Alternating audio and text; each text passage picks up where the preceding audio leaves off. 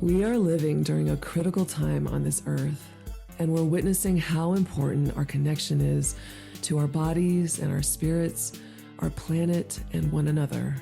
And we're recognizing that to stand in our truth means honoring the full spectrum of our emotional human experience. We're seeking answers in all the stories and medicine that will support us and guide us as we create the safety we need to face our fears and to feel our feels. And we cannot do this alone. Community, connection, and compassion are at the heart of our collective healing. I'm Ellen, a breathwork and medicine companion and creator of Trip with Ellen. And I'm Sam, an integrative energy therapist and creator of Involution Healing. Welcome. Journey with us. This is Woo New.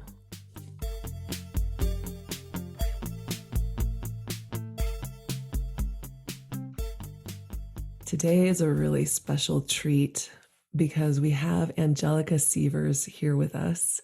And this conversation that we're about to have with her feels so potent for today, just knowing where we're at. Just to set the stage a little bit, we are experiencing a bit of a winter storm here in California.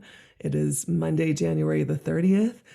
And Angelica is this beautiful body worker and wellness business owner that's based in Long Beach, California, that I got the honor of meeting and walking with through my first Moon Dose container specifically for BIPOC. She's a beautiful, she offers body work and energy healing and root healing, which we're all going to kind of dive into today.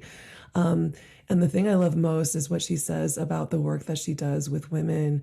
She provides a safe space for women to soften. And I just love the way she put that. She provides that place to soften so that we can actually decolonize our bodies and connect to our intuition and really begin to truly heal and come back into wholeness. And so this conversation today really is around what does it mean to decolonize our bodies.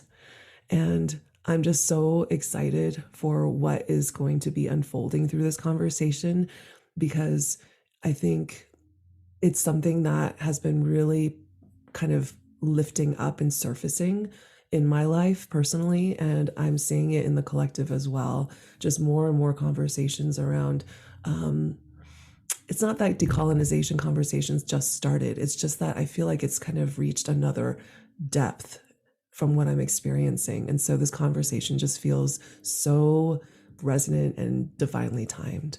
So welcome, Angelica. We're super, super excited and honored to have you here with us. Yes, thank you. I keep forgetting that it's just sounds. So I'm over here air clapping and smiling. And I'm naturally pretty quiet and shy at first. So I'm like, oh shit, I need to speak. I need to make noise. Totally. No, it's there's something about also just connecting with the voice here too. And just allowing our truth to kind of be expressed, in this very focused sort of way where we're not, full disclosure to everybody listening, we're not seeing each other. We actually purposely turned off our cameras so that we can really connect in a little bit deeper just through the frequency of this conversation. And so, yeah, it feels also very in line with what we're about to talk about when it comes to, the truth that our bodies hold and what does it mean to excavate that truth or live in that right relationship with our bodies so that we can honor the truth that is in our bodies. So let's just dig in.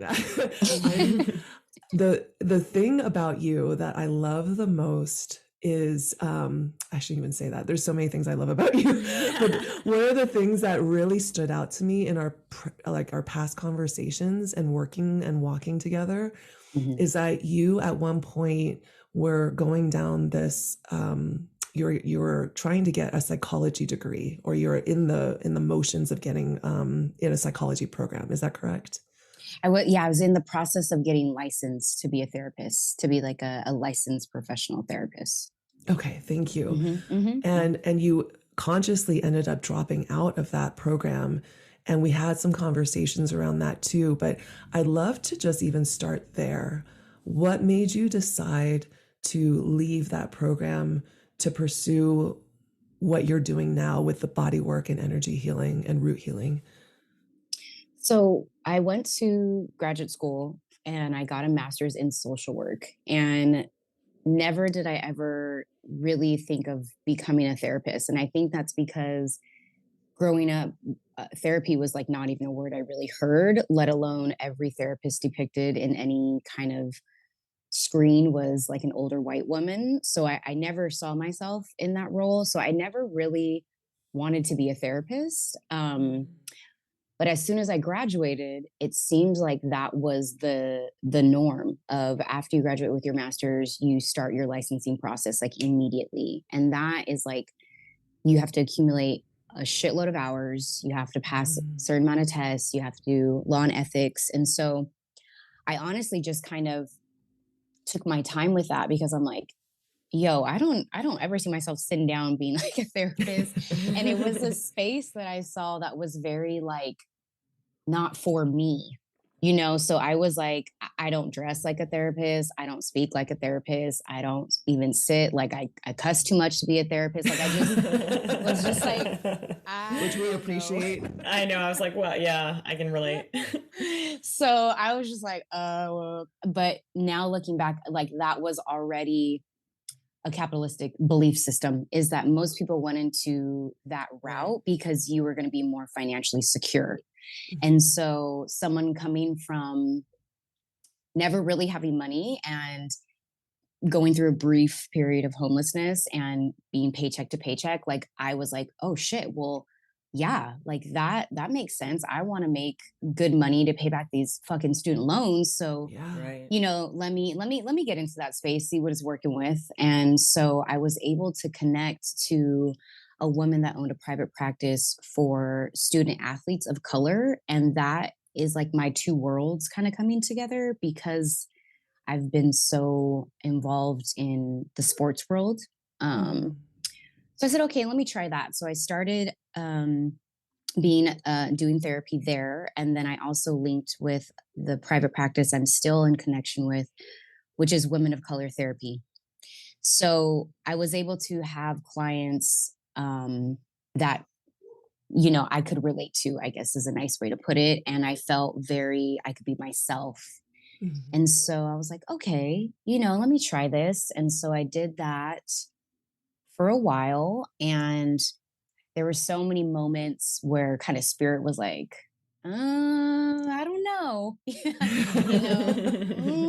You're getting a little stiff, you're getting a little hardened, something's weighing on you. And I kind of ignored it and I ignored it. And I was like, nah.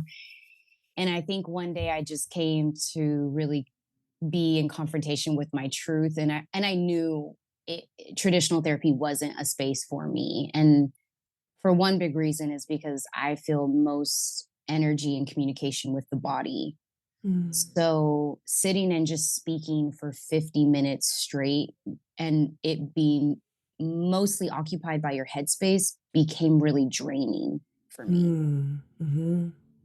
That really resonates so much because it's like your brain is on overdrive trying to understand all the patterns and understand why you're behaving a certain way that you don't want to behave, or I mean, I've had sessions with some people who are very, very driven by cognitive behavioral therapy or Mm-hmm. talk therapy. And I literally come out of those sessions sometimes like feeling like, why am I so depleted? We didn't do anything except talk, but I feel like literally all my energy is gone, you know? Mm-hmm. Mm-hmm.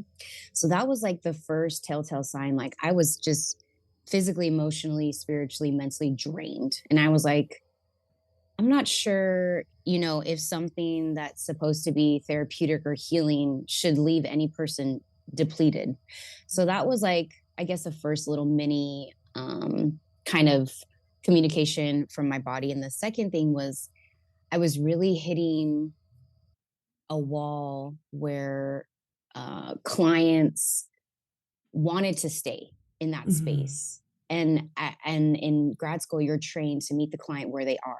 And I was really conflicted with that because I had the capability to meet them where they were. Like, I was like, yeah, let's stay here. Let's just talk about this one relationship only and think that that's the issue, you know?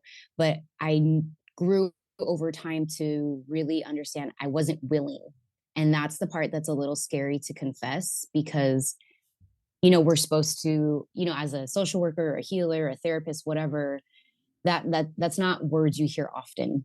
Mm. Like, Mm. I'm able to go with you and meet you where you are, but I just straight up don't want to. And that was my truth. You know, it's Yeah.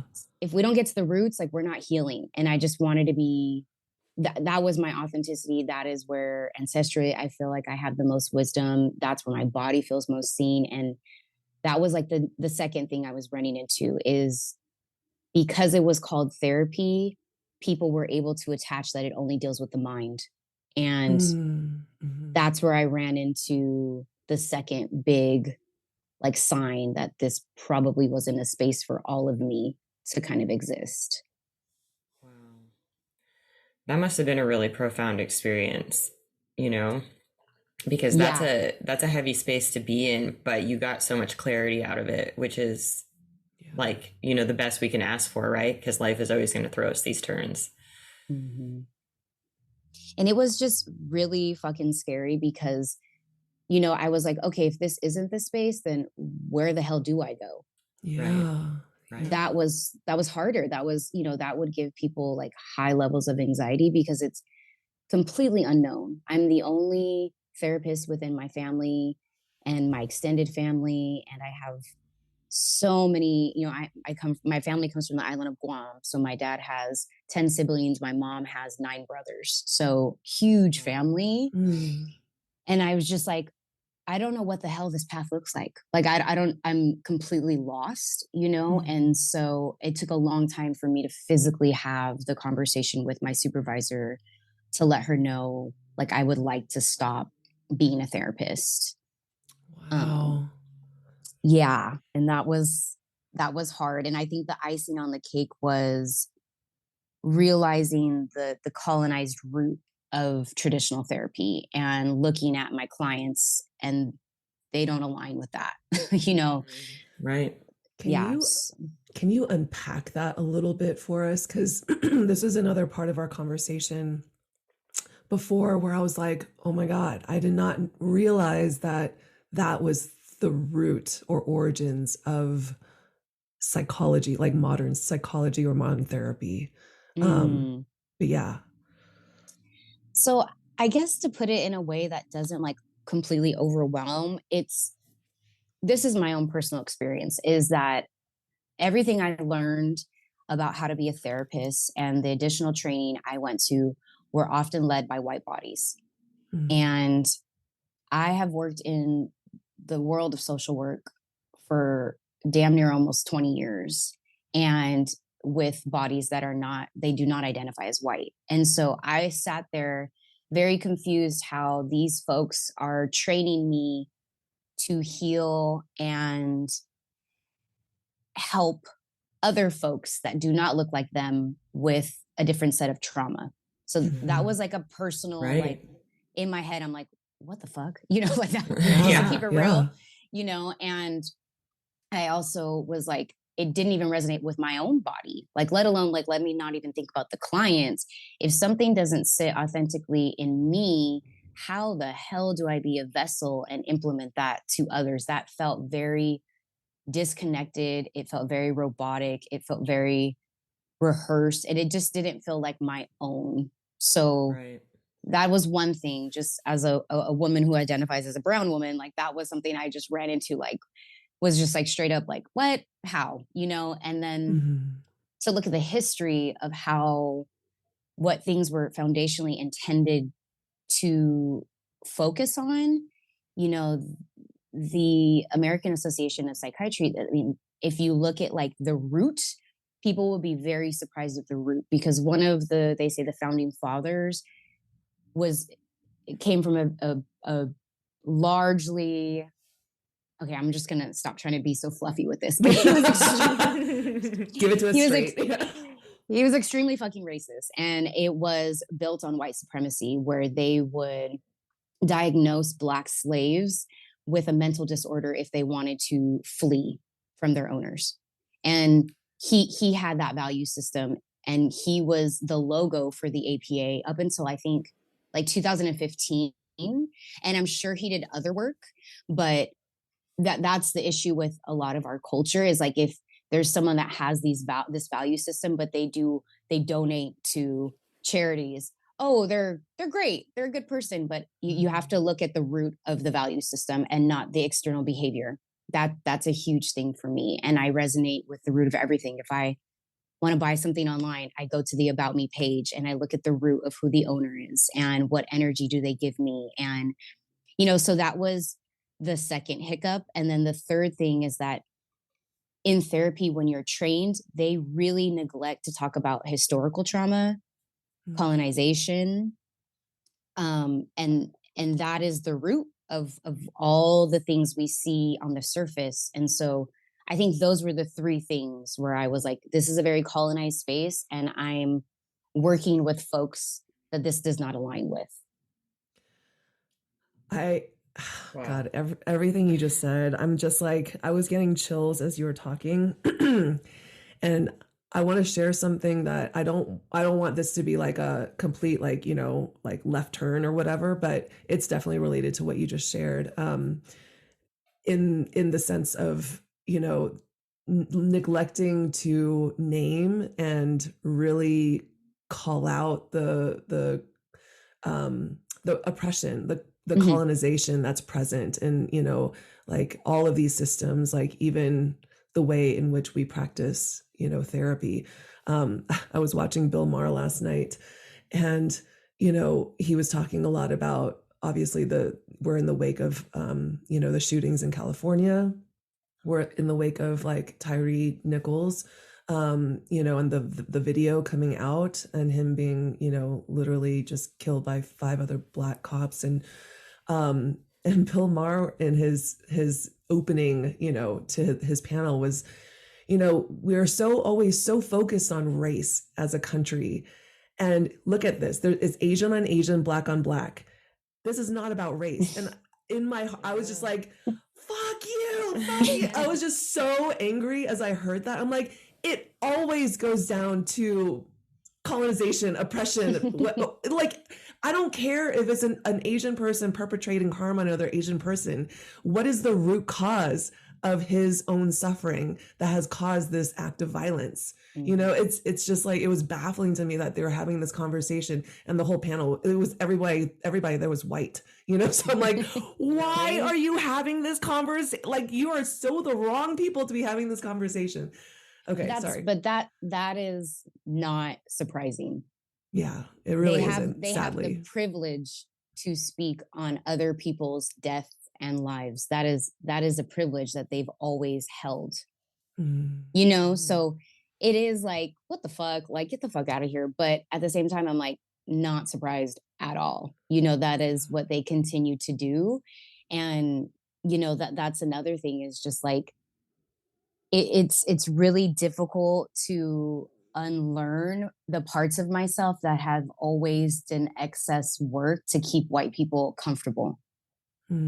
Because I know ancestrally that was very dangerous for my ancestors to do. Is if you made a white person uncomfortable, it may be dangerous to your life, your family's life, your financial income. And so I know through my mom's trauma with race, she will call a white person sir, ma'am. She is so obedient, and so parts of that was, in my body. And so, yeah, now it's a lot of my own personal work to not center a white person in my truth and in my stories and my beliefs, and center myself.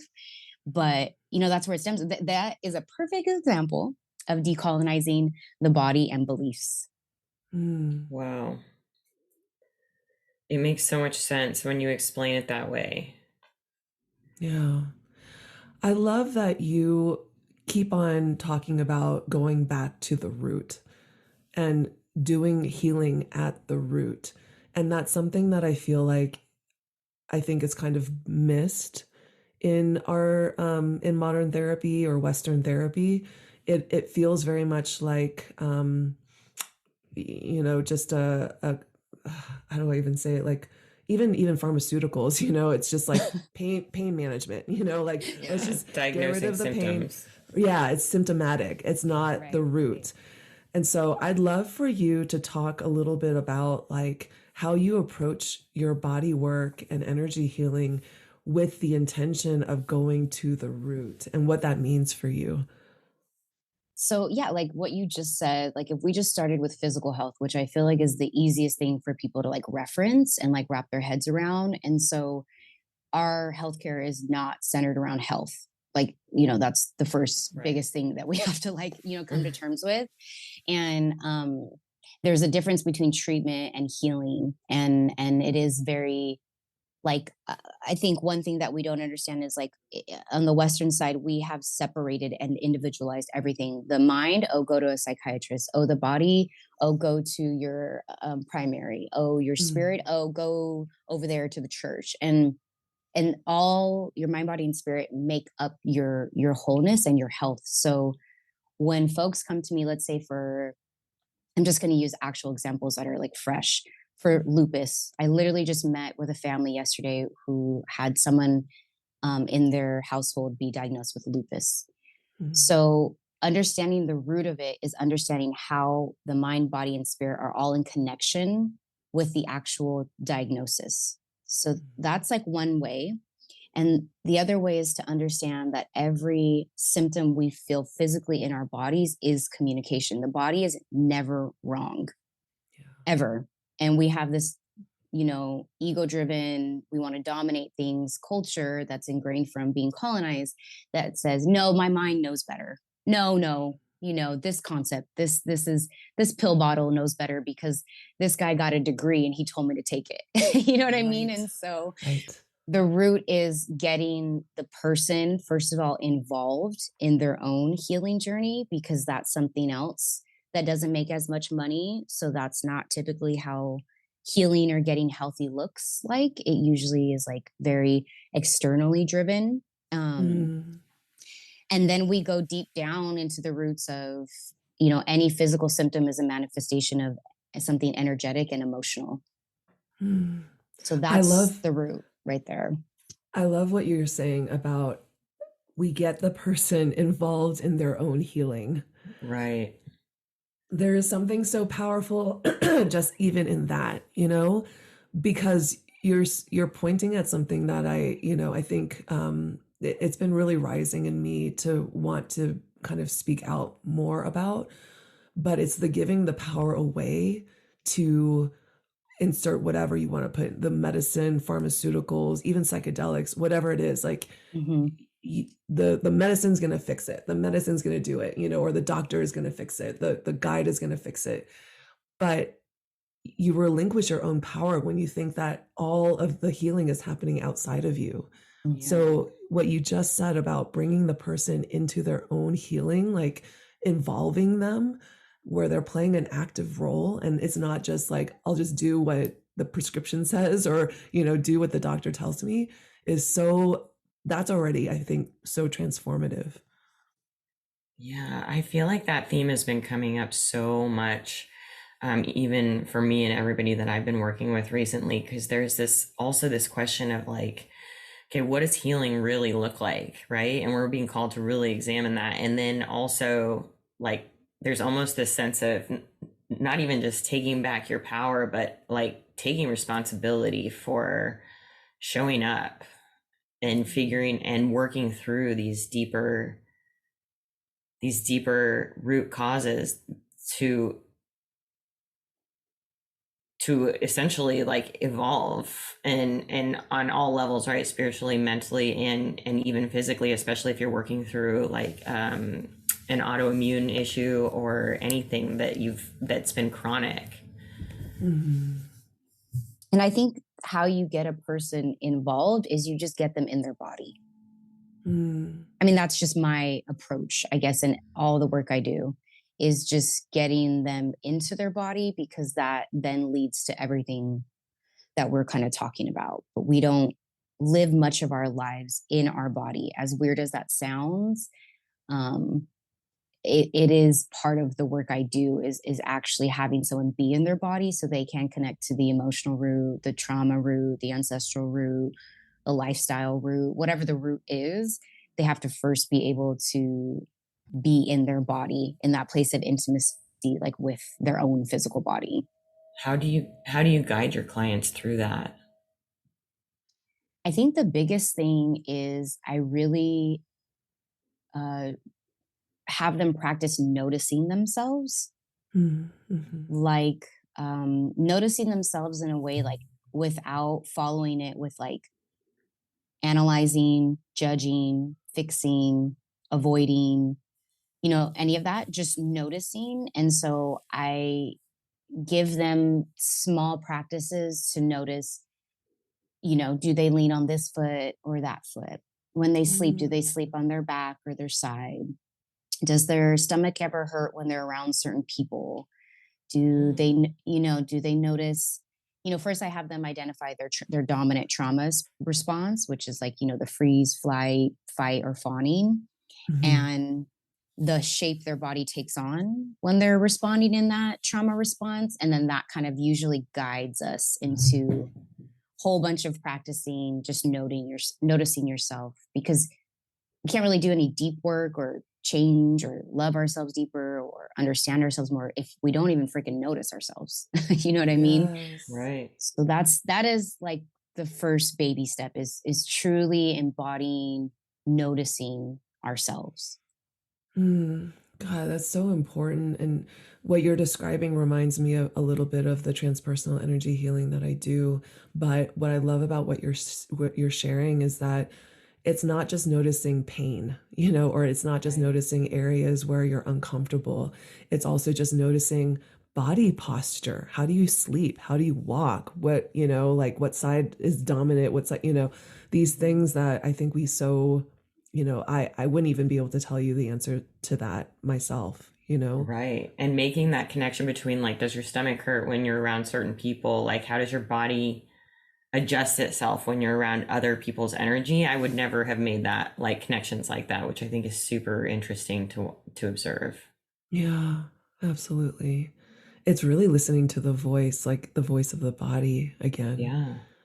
And that is starting the decolonizing work, because when we're younger, not even going way back, but like even just us, when we're younger, any child is very in their body. They're very intuitive, they're instinctual, they breathe with their bellies.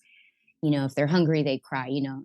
They're very in their bodies. But slowly over time, especially if you have an environment that is traumatic or just different energies, you start to have, like I kind of describe to my clients, like these little antennas that start to go out of our bodies. They're called like our neuroceptors, and they have to pick up on other things to keep us safe and help us survive. So there is a very very dense level of trauma with majority of the women that I work with. And so an example is if you had a parent that had an unhealthy issue or relationship with alcohol or something. And so as a child, you're if they get home and you're already getting these little antennas sensing, did they slam the door or do they close it gently? Is their tone of the voice high pitch? Is it like angry pitch? Are they walking fast or slow? And you're already having this outer body experience because you're really trying to scan the other person's energy. and Right. and then that transforms. Maybe you go into high school and now you're in so many other people's bodies because you're trying to scan, am I going to get judged, am I going to get beaten up, am I going to get harassed, am I going to get, and so over time we just keep having these antennas like spreading further and further and further away from like our own bodies. And so now we're so conditioned to sense others and our external environments and other people's energies that we have a complete disconnect to our own. So the noticing work just essentially is helping my clients take those antennas and like slowly bring them back in. Hmm. That's super fascinating. Yeah. That's awesome. in transpersonal energy healing, I'm like making the correlation to what I'm learning with what you're sharing, because it's so like totally spot on. It's like so relevant. They call it the leaving pattern, where you throw your body, or sorry, you throw your energy outside of your body because you're just trying to also feel out the space, right? Like, and you're just, it's, Like trying to anticipate almost. yeah, and exactly what you're saying, Angelica, like making sure that you're picking up on all the cues that determine whether or not you're safe in that place or with that person. And so your energy is outside of your body Yeah, completely. and that's survival, especially for our Yeah. ancestors, or people of color, or whatever. The I mean, if you can hear that, and then you go, oh, okay, now I kind of understand why that's decolonizing work. Yeah. Yeah, You know what I mean? absolutely. Because when two people from completely different backgrounds walk into a room, their bodies are doing different scanning levels at different rates, and it's a completely different experience for their bodies. And so, working with a lot of Black and brown bodies, their antennas are so far outside of them because it has to be. Mm-hmm. Mm-hmm. And so, when you're able to bring those antennas slowly back in and notice yourself, I'm already starting the healing process of creating a bit more safety in your own body, because we leave our bodies because it's not safe enough to Yeah. feel. Yeah. So, yeah, that's like the first step in really helping people get more into their actual body. Once you feel like it's almost like you're teaching, right? You're having Yeah. them having to teach how to be in your body first. And part of that I feel like is also resilience training, right? Like being able to endure all those feelings that you're so kind of fearful of feeling because you've learned how to not feel for so long, or to throw your energy outside of your body. So I'm curious what that looks like for you too. For that, I think my biggest medicine I lean on for that is two things: is their own breath. I think breathing is one of the biggest medicines on the planet. Mm, Because when you can breathe deep enough, it sends communication to your body that you don't have to leave it, and that there's Mm. more safety, and that we can go through the natural flow of what emotions, aka energy, do. They come into our body, they move in our body, and then they release from our body. But when we switch our breathing pattern, we turn off that natural flow. And so breath is a huge thing that I lean on, and community. mm. And so when I have clients that are like, hell no, this shit is way too overwhelming. Like, where I'm so far removed from my fucking rage and my sadness, and I've been conditioned to suppress all that shit. Like, hell no, I'm going to be so violent. And that's the thing Mm, with anger and rage, is that we think if we feel it, we become violent, but it's actually right. the suppression of it over time that makes us feel, or makes us lash out in ways that are not, the safest. And so community and breath are the two things that come to mind for sure. Thank you for saying that.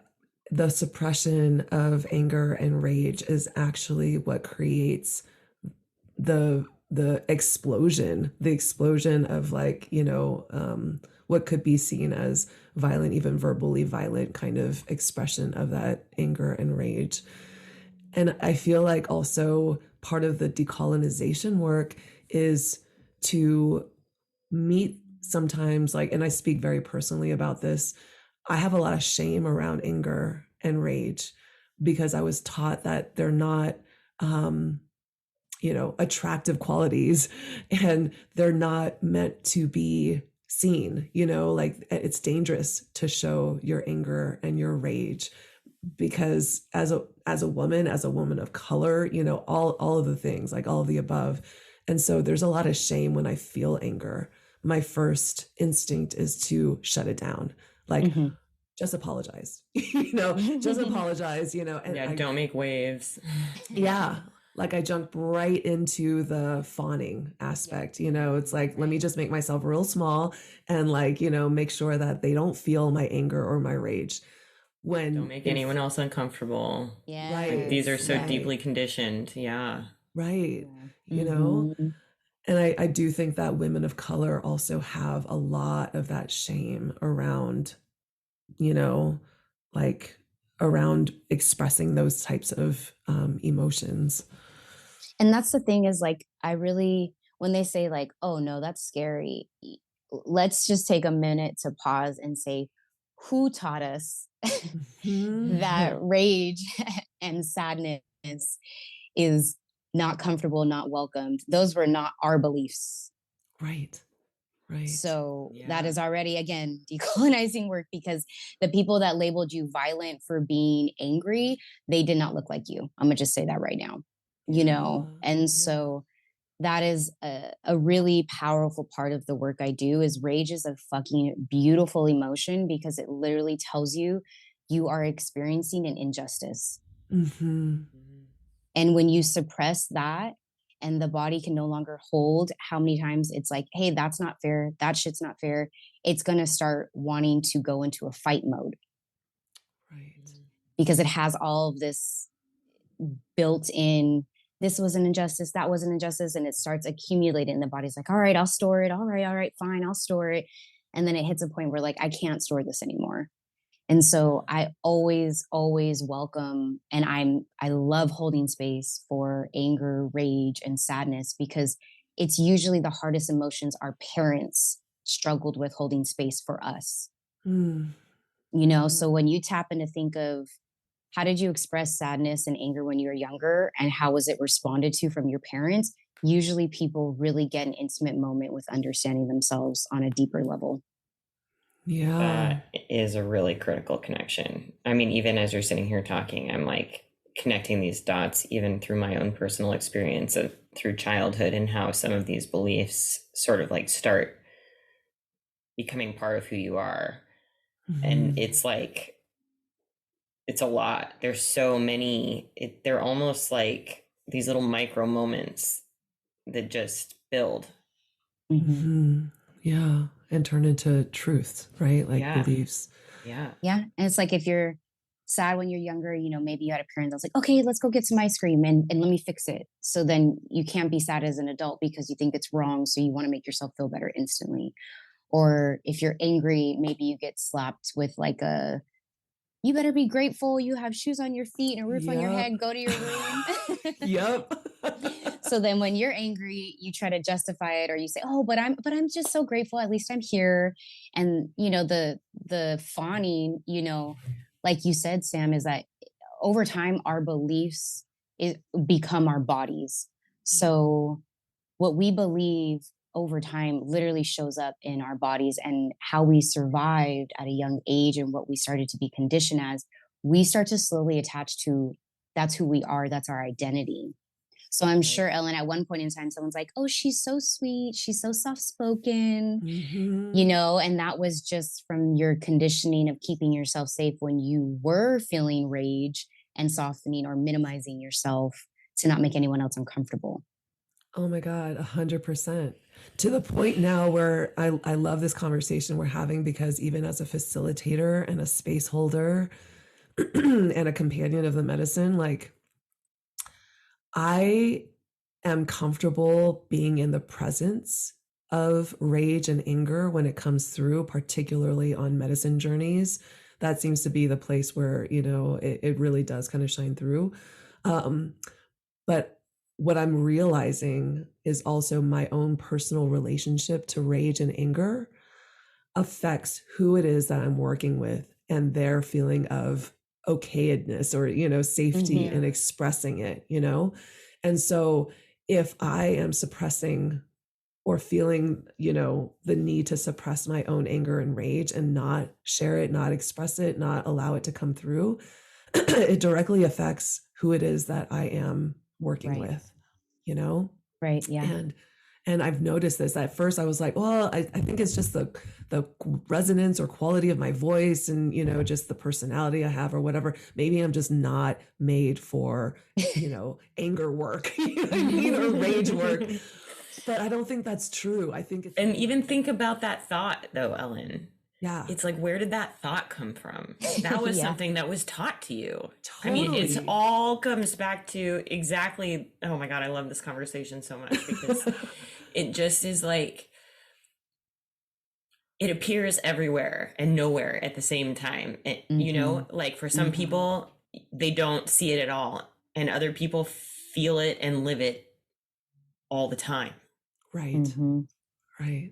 And it's like, you might not think you're equipped to do the anger work, but then in my head, I go, well, ask your liver and see what their question is, because that's where it's stored a lot.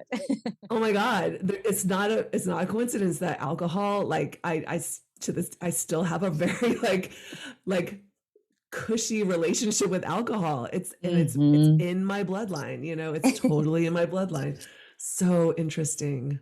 And that's how we get the body in there again, is understanding what emotions are stored in our bodies and where they typically show up and how they typically show up. So those that have suppressed anger in their bodies for long periods of time usually have a lot of liver issues, you know, or headaches, or, you know, they start to get things that kind of show up that are just rooted in a lot of liver dysfunction.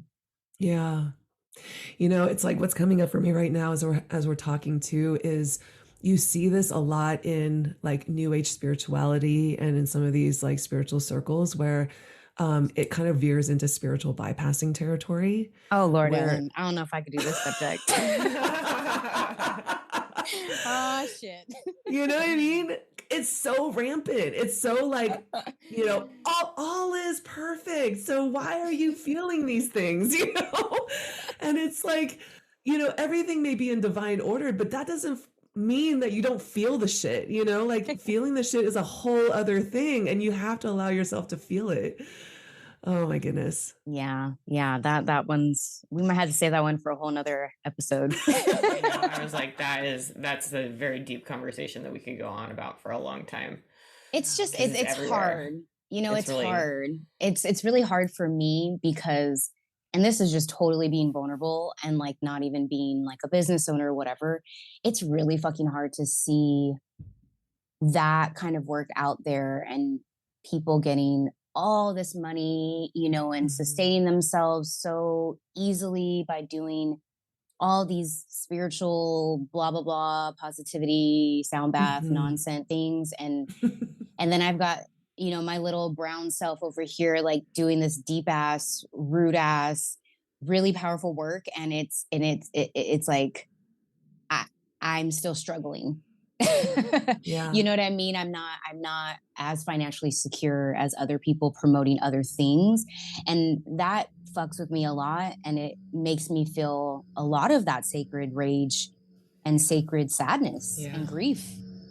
Because I'm just like, damn, like if I just switched up my wording and made my pictures brighter and, you know, just talked about positive things only, I could probably be making a shitload more financially. You know what yes.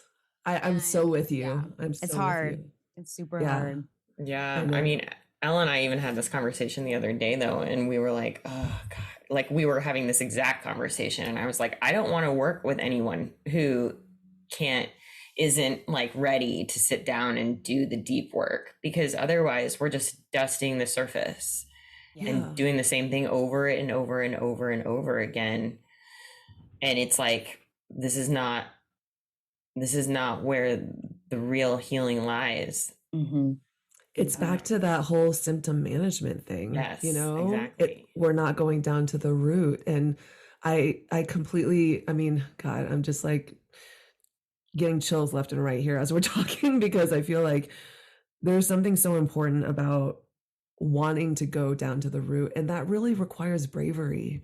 You know, it's not just about feeling good in the moment, or, you know, I don't know, getting some activation by an angel and then like all is well, you know what I mean? It's you're done. Yeah, you know, it's like, oh God, it really is kind of the same mindset as you know, pharmaceuticals and things like that, where it's like, all right, let's just make you feel better in the moment. And then, you know, but the deeper stuff, you know, which some people may label like the darker stuff, we're just not going to touch that. You know, that's and anytime there's like a hierarchy of emotions, you are not fully in your body and you are not fully healing. Yes. And that's that is the difference for me, is that we're not here to feel good, because Yeah. that's a binary. If I don't feel good, I feel bad. If I'm not happy, I'm Right. sad. And it's like that shit is so rigid, and it's just not how we work. Yeah. And it's not how our bodies were created. It's not how nature functions. It's not how spirit functions. It's not how our ancestors, you know? So, yeah, whenever there's this hierarchy of like, I just want to feel this shit only. And if I feel anything else, then I feel bad. That to me is a really big telltale sign that that's not a healing space. Mm-hmm.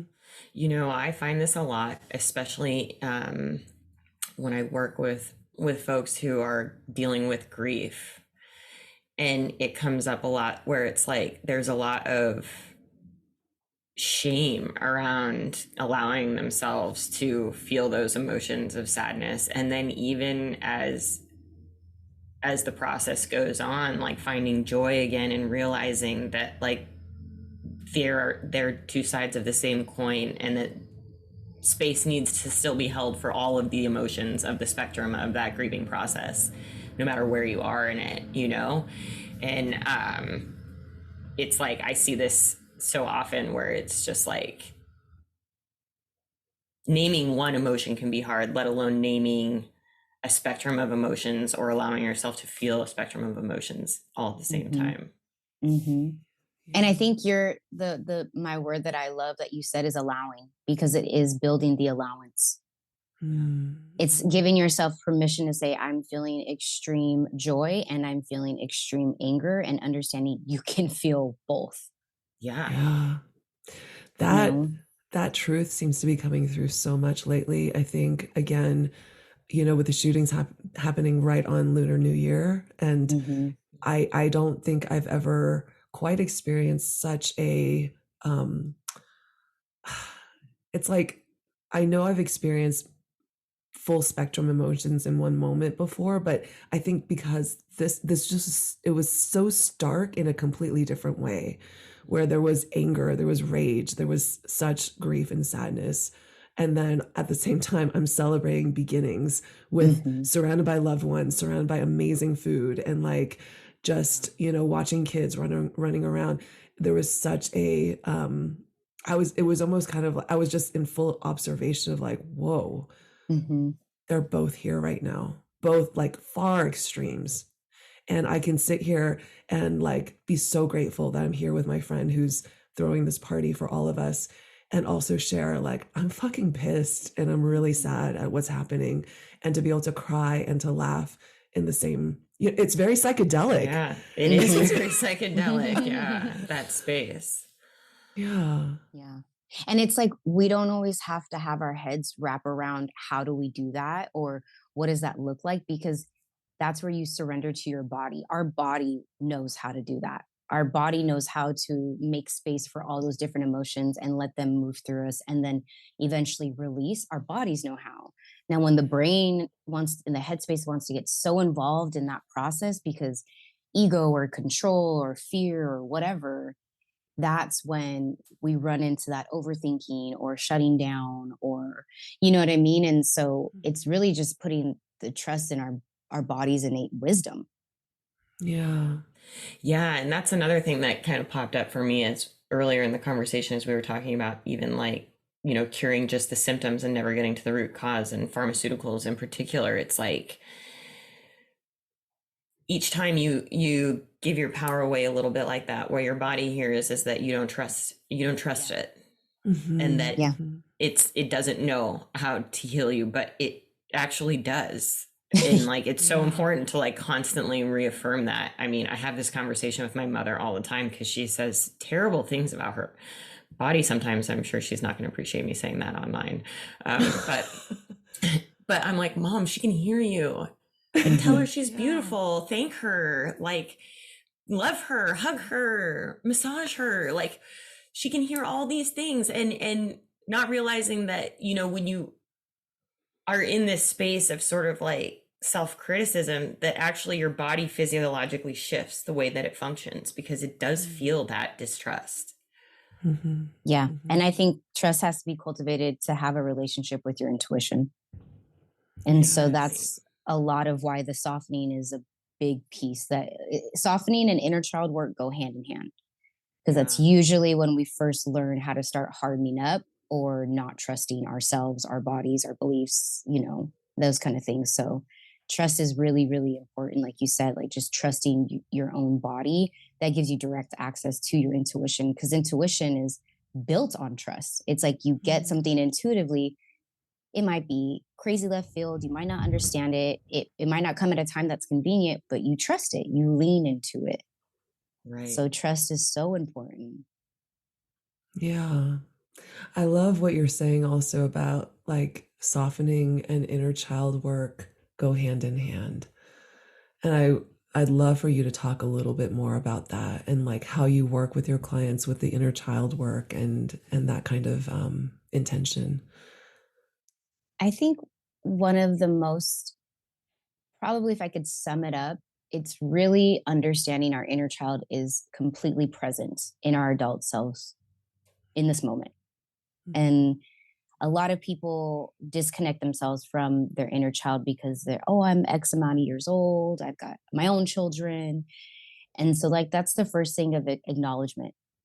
Mm. And another thing is understanding that when we did not get certain needs met when we were children, it literally shapes our behavior and our relationships as we get older.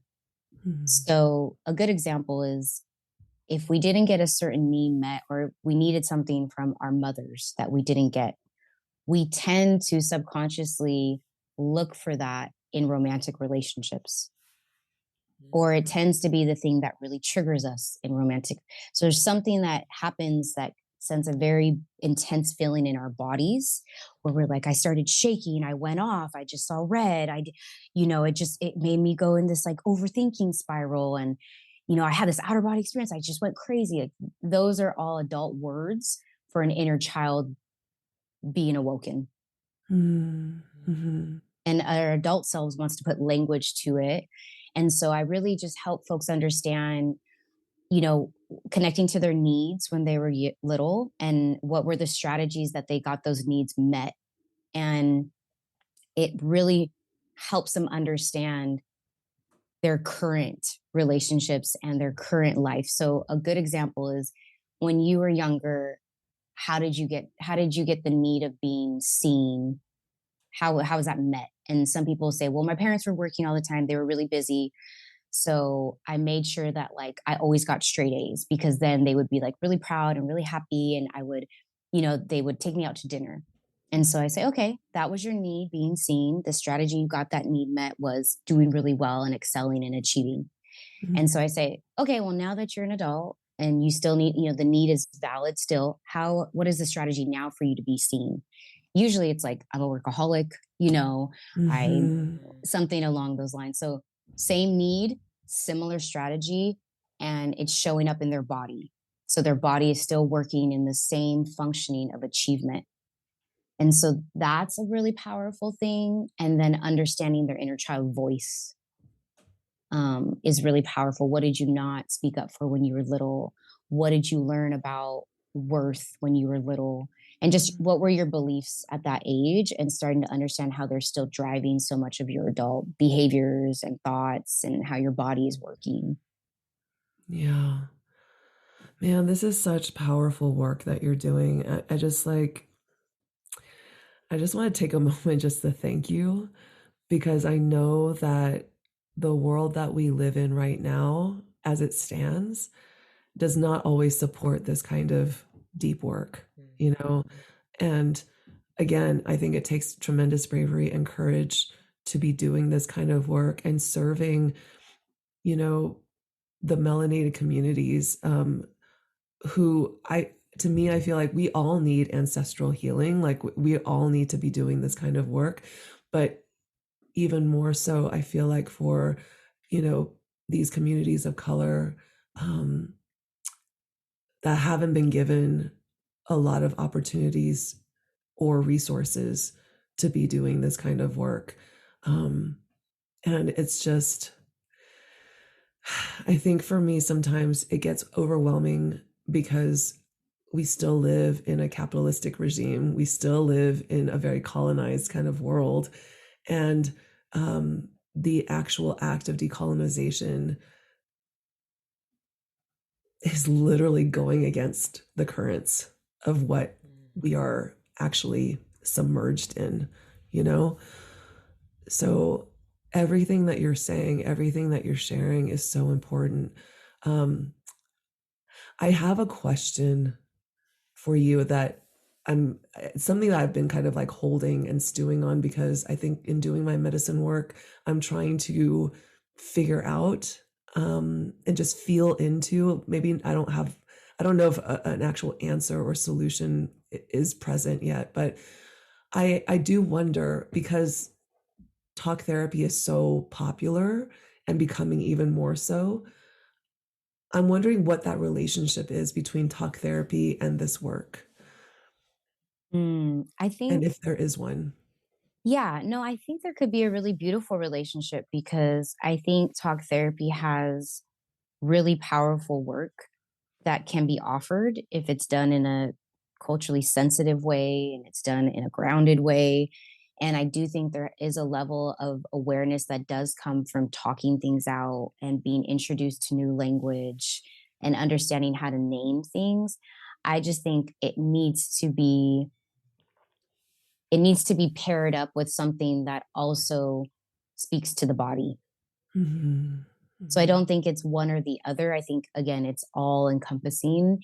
And it's to me, it's like decolonizing the body. If it had one intention, it's just to cultivate more compassion. Beautiful. Yeah.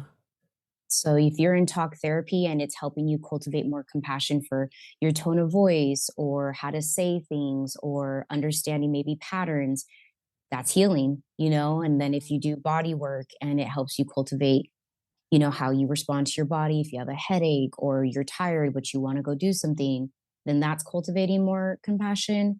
I think whether it's walking with sacred mushroom, whether it's being with nature, if it's cultivating more compassion within your body, mind, and spirit, that to me is healing. Mm. What is that one piece of wisdom that you really hold up now that shapes your entire life, having done this work, having seen and been and walked with the people that you get the honor of walking with through this work? What is that piece of wisdom that you wish to share with the whole collective that has changed your life? Oh, Ellen. Um, I'm just gonna go with what came instantly, and that's the body is all knowing and all healing, and that love is the greatest medicine. I think those two things come up for me. Mm, so beautiful. Oh my God, this has been such an incredible joy for me to, I mean, every single time we talk, I'm just kind of like, I feel full, I feel like I receive so much. And this conversation was no different. And I wish and hope everyone can get a chance to work with you, because you have such wisdom, like deep in your body, deep in your spirit. And it's just, there's also a strength there. There's like a conviction and a strength there that feels very like solid. I don't even know how to put it. It's like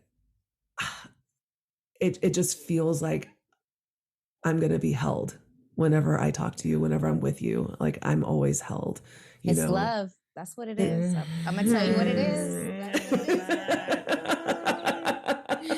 I love the fuck out of what I do. I love the fuck out of the people I work with. I love very passionately, and like you said, it's very solid. So that energy that you're feeling, I'll help you name it and say that's probably my love, because that's not the first time I've actually heard that. And I used to Mm. be a little bit insecure about it, like, "Ooh, is it too much? Is it too powerful? Like, ooh, let me scale back." But I really, really, really love this work, and I really, really love people. And I think that's that energy that you're kind of picking up on.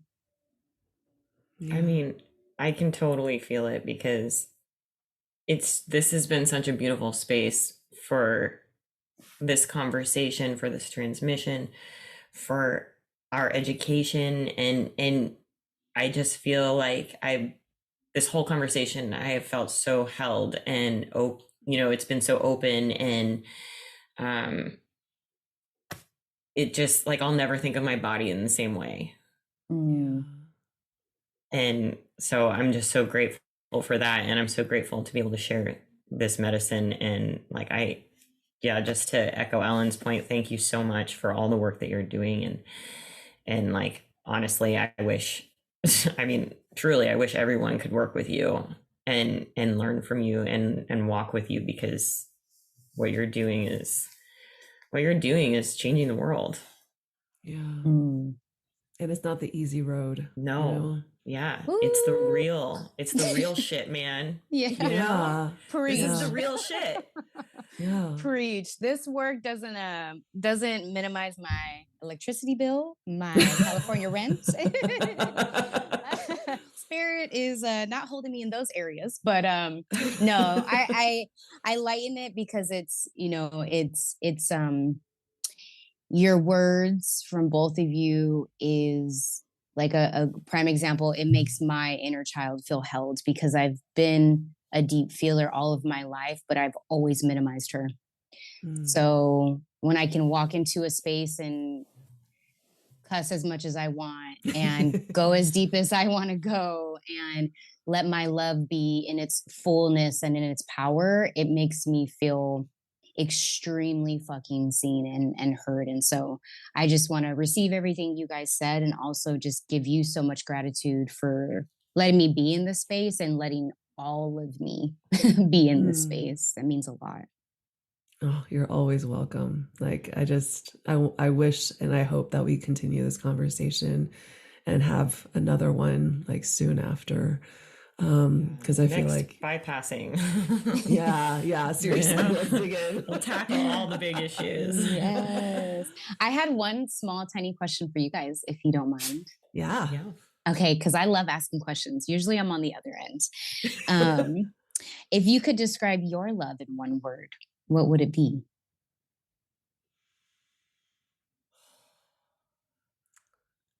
This has come to be fairly recently. But the way I show up in love is actually as a companion. And I use the word companion in a very like intentional way. I've realized there is guidance in companioning. There is also, a teacher and a student in companioning. There's a giving and a receiving in companioning. And so to me, the way I love others, the way I show up in my life is as a companion in all senses of the word. And I like it because it's not hierarchical. It doesn't put me above or in front of anybody else or behind. I'm right there next to you. And that, to me, if I can just be with you and allow you to be who you are without judgment, just holding you in that love and compassion as a companion, that's, to me, what the ultimate like display or expression of love is. Ooh, I love that. My God, Ellen. Jeez. That was such a fucking good answer. I've been thinking about it a lot. It's crazy how I'm so grateful for the question, because that's a beautiful question. Yeah, that's one I'm like sitting with, because I have lots of words. But to bring it down to one, it's like, for me, it's like, I don't know what the word is yet.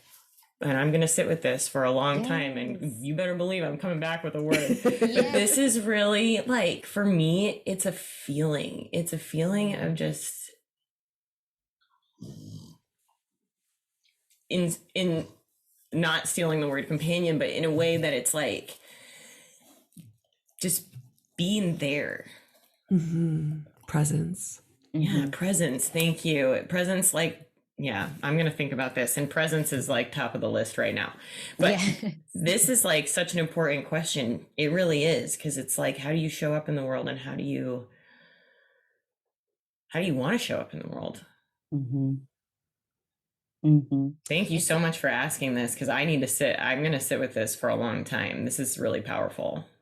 Of course. Thank you guys for being troopers. I know I didn't I honestly just thought of the question while we were speaking in this recording. I didn't plan it, or I would have given you guys a heads up.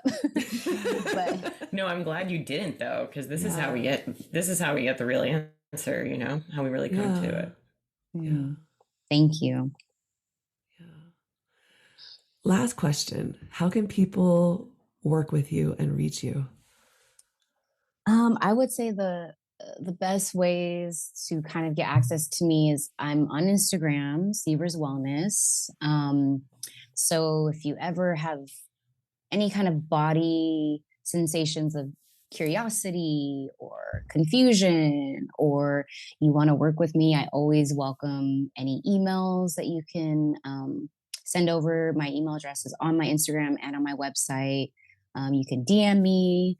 I do in-person sessions if you're local to Long Beach, but I also work with people all around the country. So virtual is also a means to kind of work with me. But I would say the best two ways to get in contact would be my Instagram or just my website for sure.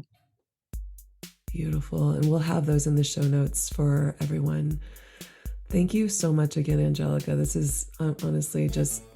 We're doing this on a Monday. It's the first thing of this week, and I'm just feeling so blessed and so full. I couldn't be more grateful. I needed this a lot today, and I have so much to sit with now. Same. Yeah. Thank you. Thank you, guys. Thank you so much.